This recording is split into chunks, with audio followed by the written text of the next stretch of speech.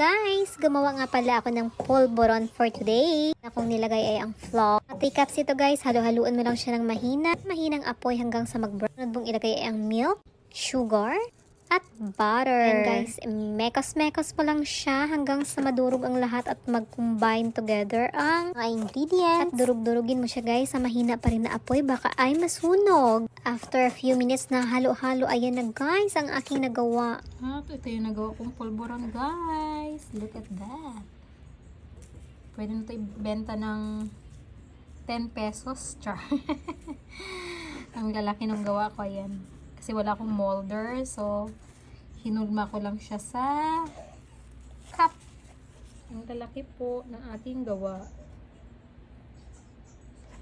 Ang sabi ng Goldilocks pulboron. Yum yum.